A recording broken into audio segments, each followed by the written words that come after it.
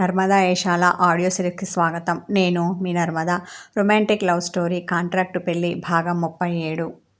అవి పంటి ఘాట్లని స్పష్టంగా తెలుస్తూ ఉన్నా నీ గదిలో ఎలుకలేమైనా ఉన్నాయా? ఆమెను మభ్యపెట్టాలని చూశాడు. నాకు తెలిసి లేవు. ఉంటే అవి ఇలా కరుస్తాయా? అమాయకంగా అడిగింది కృతి. ఏమో, నేనెప్పుడు కరిపించుకోలేదు అన్న అతని కళ్ళు చిలిపిగా నవ్వాయి. నా బాధ నీకు నవ్వులాటలా ఉందా? కోపంగా చూసింది కృతి. లేకపోతే ఏంటి కృతి, నేనేదో నీ పక్కన ఉండి చూసినట్టు నన్ను అడుగుతున్నావు. ఇదేదో ఆంటీకి చూపించి అడగకపోయావా? తనైతే కరెక్ట్గా చెప్పేది అన్న అతడు ఆమె నోట్లో మరో ముద్ద పెట్టాడు.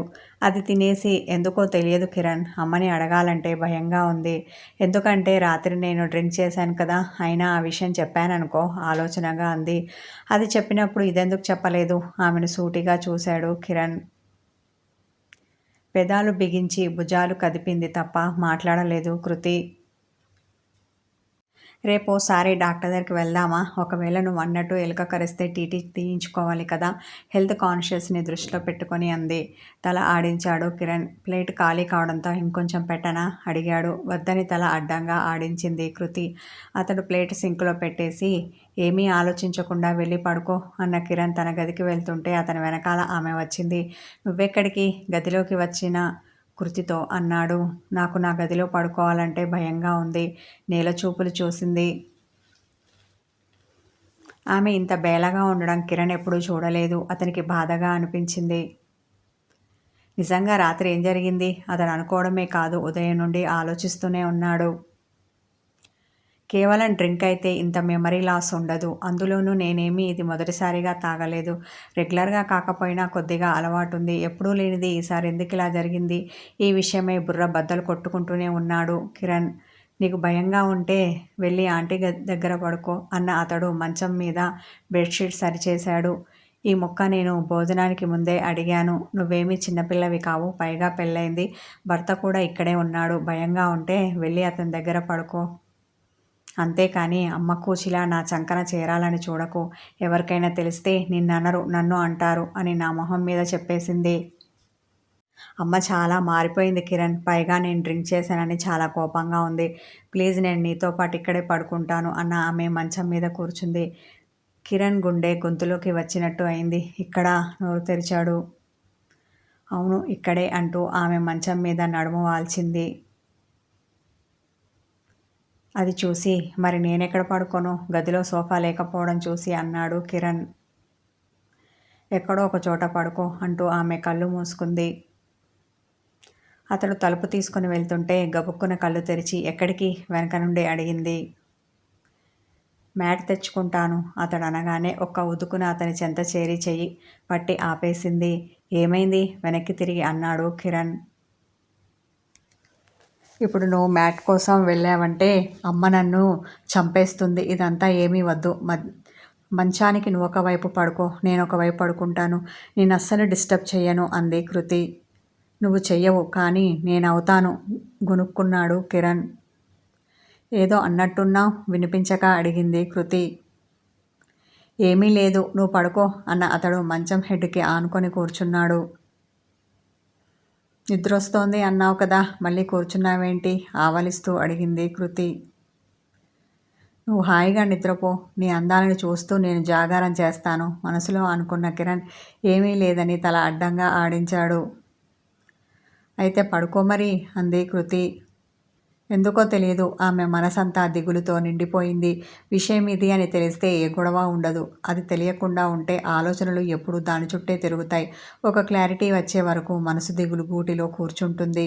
ఇప్పుడు కృతి పరిస్థితి అలాగే ఉంది. రాత్రి ఏం జరిగిందో తెలియదు. తన ఒంటిపై గాయాలు ఎందుకయ్యాయో అంతకన్నా తెలియదు.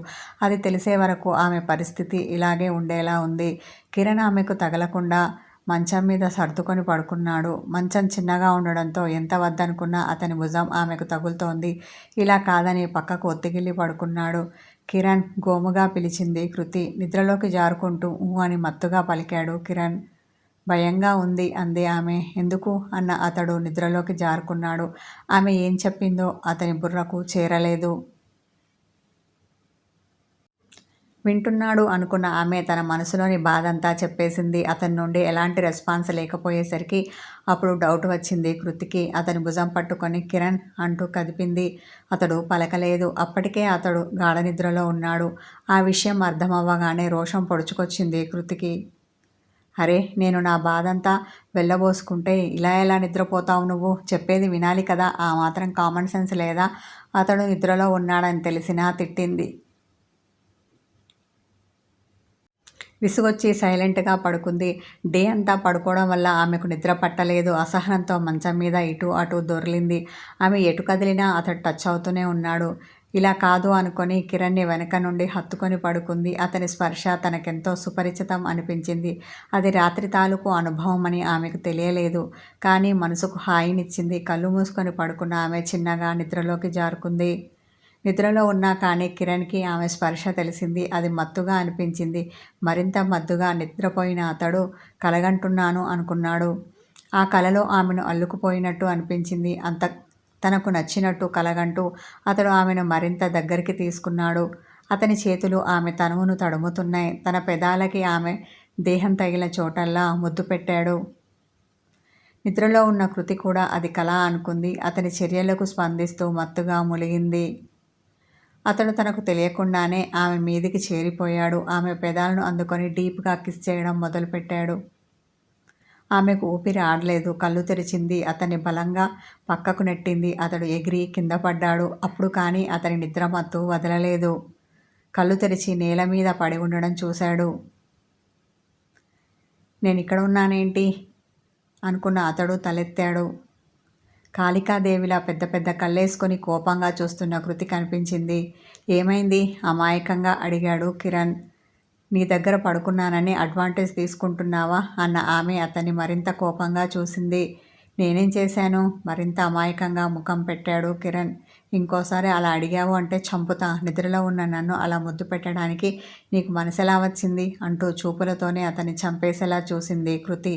అవును పెట్టాను, కానీ నిన్ను కాదు కదా, కలలో నా లవ్వర్ని అంటూ సిగ్గుపడ్డాడు కిరణ్. కలలో కాదరా బండ సచ్చినోడా, నువ్వు నిజంగానే పెట్టావు, అది కూడా నన్ను అంటూ అతని నెత్తి మీద ఒక్క జల్లకాయ వేసింది. అబ్బా అని తలరుద్దుకున్న అతడు, నిజం కృతి, నేను నిన్ను అస్సలు ముట్టుకోలేదు. కలలో ఉన్న నా దిల్కి దడకన్ని ముట్టుకున్నాను, నన్ను నమ్ము అంటూ అతడు గొంతు కింద స్కిన్ పట్టుకున్నాడు. అబద్ధానికి కూడా ఒక హద్దు ఉండాలి కిరణ్. చేసేవన్నీ సైలెంట్గా చేసేసి ఇలా చెప్తే నేను నమ్మేస్తాను అనుకున్నావా? ఆవేశంతో గట్టిగా అరిచింది కృతి. కిరణ్కి రోషం పొడుచుకొచ్చింది. ఇదిగో, నువ్వు ఇలాంటి నిందలు వేస్తావని నా గదిలో పడుకోవద్దని చెప్పాను. కావాలని వచ్చింది నువ్వు, నా పక్కన పడుకుంది నువ్వు. నేనేదో నేను బలవంతంగా అనుభవించినట్టు మాట్లాడతావేం అన్నాడు. పడుకుంటే నీ ఇష్టానికి ప్రవర్తిస్తావా కోపంగా అంది. కిరణ్ సైలెంట్ అయ్యాడు. నాకిప్పుడు డౌట్ కొడుతోంది. రాత్రి కూడా నువ్వు ఇలాగే చేసి ఉంటావు అతన్నే చూస్తూ అంది. చూడు కృతి, ఇప్పుడు నేను మిస్బిహేవ్ చేస్తే చేసి ఉండొచ్చు. అది కూడా కళ అనుకొని చేశాను. నువ్వు నమ్మినా నమ్మకపోయినా ఇది నిజం. కానీ రాత్రి నేను నీకు గదికి వచ్చాను, నేనేదో చేశాను అంటే మాత్రం ఊరుకోను అన్నాడు కిరణ్. ఊరుకోక ఏం చేస్తావు? అతని మీదికి వచ్చింది. నువ్వు అన్నది నిజం చేస్తాను అన్న అతడు ఆమె నడుం పట్టుకొని మరింత దగ్గరికి తెచ్చుకున్నాడు. ఇద్దరి మధ్య గాలి దూరనంత దగ్గరికి. కృతి గింజుకున్న కిరణ్ వదలలేదు. కిరణ్ వదులు అంటూ అతని భుజాలు పట్టుకొని వెనక్కి నెట్టాలని చూసింది. ఆమె వల్ల కాలేదు. ప్లీజ్ వదులు, ఈసారి రిక్వెస్ట్ చేసింది. వదిలితే ఏం చేస్తావు? కళ్ళు ఎగరవేశాడు కిరణ్. ఆమె చెప్పలేదు. చెప్పు, ఏం చేస్తావు అన్న అతడు తన నోటితో ఆమె ముఖం మీద గాలి ఊదాడు. ఒక్క క్షణం కళ్ళు మూసి తెరిచింది. తిన్నగా నా గదికి వెళ్తాను అన్న కృతి బుంగమూతి పెట్టింది. పడుకునే ముందు భయం అన్నావు, మరిప్పుడు భయం పోయిందా? అసలే తెల్లవారలేదు, ఇంకా రాత్రి మిగిలి ఉంది. ఆమె చెవి దగ్గర గుసగుసలాడాడు. దాంతో ఆమె గొంతులో గుటికపడింది. వెళ్ళు అన్నాడు. తన చేతులు వెనక్కి తీసుకున్నాడు కిరణ్. ఆమె వెళ్ళలేదు సరికదా. తలను పూర్తిగా వంచేసి మంచం మీద కూర్చుంది. కిరణ్ ఆమె పక్కన కూర్చొని ఆమె చేతిని తన చేతిలోకి తీసుకున్నాడు. సారీ కృతి, ఇలా కలలోనైనా సరే నిన్ను తాకి ఇబ్బంది పెట్టాను. ఇక్కడే పడుకో కిరణ్ అనగానే ఆమె చివాల్న తలెత్తి అతన్ని షార్పుగా చూసింది. పోనీ నేను కూర్చునే ఉంటాను, నువ్వు పడుకో అన్నాడు.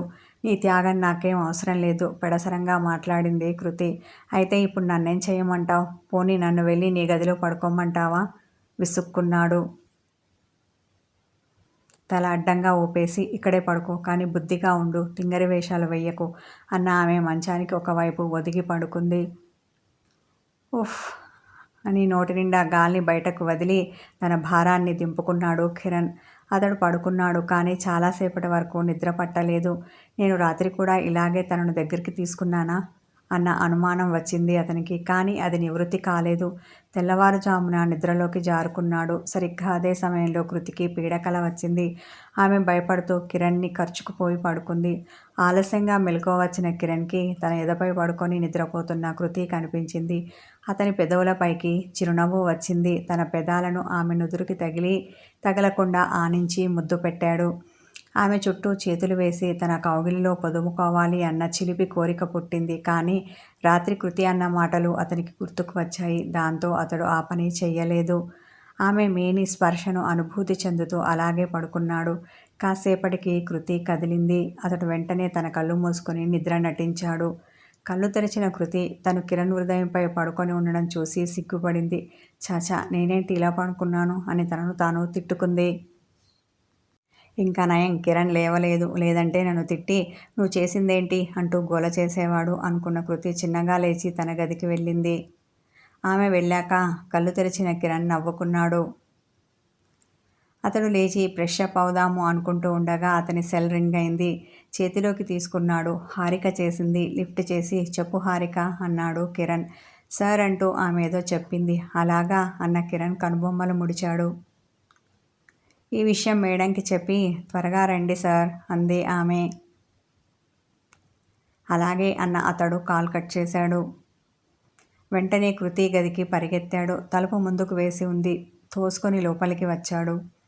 కృతి స్నానం చేసి ఒంటికి టవల్ చుట్టుకొని వాష్రూమ్ తలుపు తీసుకొని అప్పుడే గది లోపలికి అడుగుపెట్టింది.